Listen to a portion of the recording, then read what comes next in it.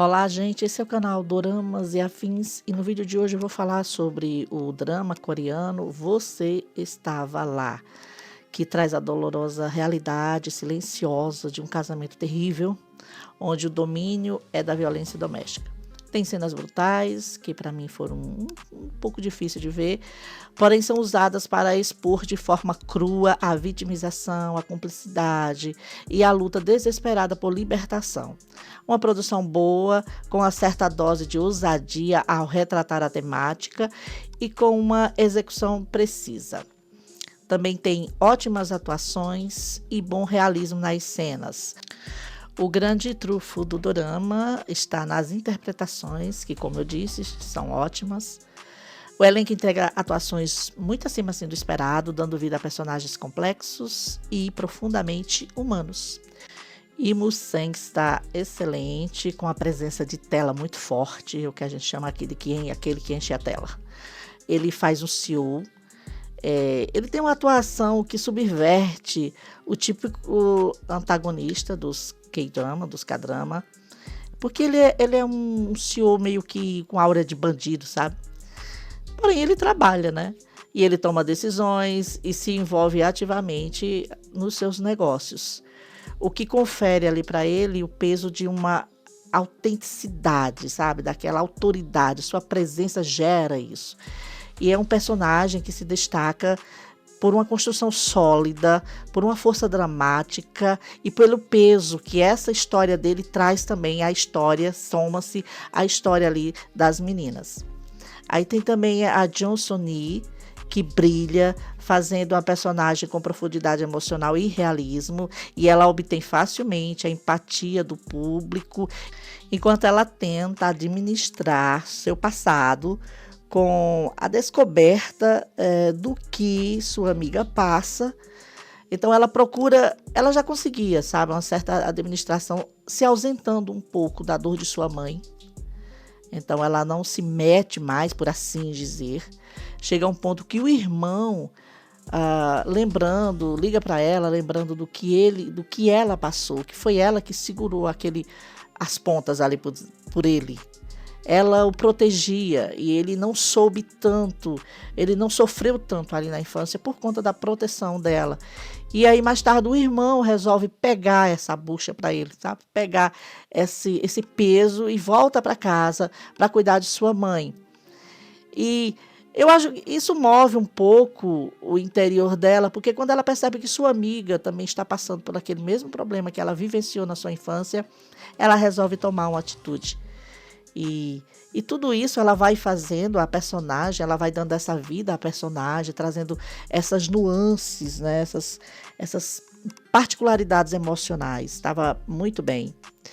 E então tem também a Yumin, que traz aqui a personagem, aquela que apanha, né? Que fragilizada pela dor. Então a gente vê uma personagem que não consegue acreditar que poderá sair, e também está muito bem, porque ela retrata isso, porque eu acredito que pessoas que passam por uma situação extrema como essa, vai perdendo de si mesma, vai perdendo pedacinhos de si, e ela traz esse vazio, essa ausência de esperança, e como eu disse, está muito bem. Agora eu vou pro Jang Seung-jo, que toda vez que eu assisto alguma coisa com ele, eu fico admirada da sua capacidade de interpretação. E ele faz o Jin-pyo e o Jang-kang, que aqui no caso é o sósia dele, então ele faz esses dois papéis e está aterrorizante em ambos, e soube como transitar, né, entre esses papéis, e ele causava até medo com aquele comportamento sádico e imprevisível. Eu ficava sempre temendo pelo que ele poderia fazer com a Risu. E quando ele se transforma no outro Jang-kang, sei lá, não lembro mais como pronuncia, embora o personagem fosse cruel, meio que elétrico, né? E também assustador, sua atuação foi tão cativante que eu não conseguia desviar o olhar da tela, mesmo sentindo o desconforto que aquele personagem trazia. Então, no geral, Você Estava Lá é um drama curto de 8 episódios e que funciona muito bem, embora algumas cenas se alongaram, eu achei, né? E o final tem a questão da justiça, né? Que o roteiro resolveu colocar os pingos nos is. Eu achei que ia dar um jeito delas escaparem, mas não foi assim. Mas saiu tudo certo para elas, embora não sei bem se para as personagens eram aquilo que elas queriam para a vida, mas é o que tem ali, viver em outro país. Eu acho também que poderiam ter aberto mais o roteiro, deveriam ter aberto mais a questão do romance da Yun-sung com o Subek, porque desde o início existia uma faísca ali entre os dois, então eu acho que... Eu não sou dessas que gostam de romance em tudo, não. Principalmente nesse tipo de produção, eu acho que o romance dá uma atrapalhada. Mas como desde o início a faísca estava por lá, não custava nada, né, roteiro? Dá uma aberturazinha para os dois. Agora tem umas coisas que eu não gostei. Essa questão do romance eu nem considero que eu não gostei, é só uma observação. Então, a Hyun-sung, na verdade, ela sabe que o Sobek, o CEO, é observador reservado e que tem muitas conexões com o mundo do crime. Então, qual o motivo da relutância em chamá-lo? Em vez disso, ela vai contactar o funcionário dele por causa de sua aparência. Ela vai incluir alguém, né, que elas nem conhecem, não sabem de onde vieram, não entendem nada do passado do cara e chama para fazer parte de um plano que precisa de muitos acertos para dar certo. E um desses grandes acertos é o silêncio desse desconhecido.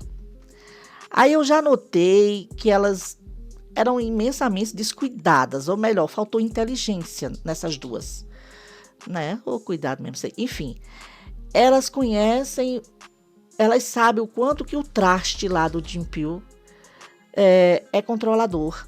Como é que essas meninas não pensaram que ele teria, né, colocado um aplicativo de localização no celular, né, da mulher que ele a considera como propriedade dele?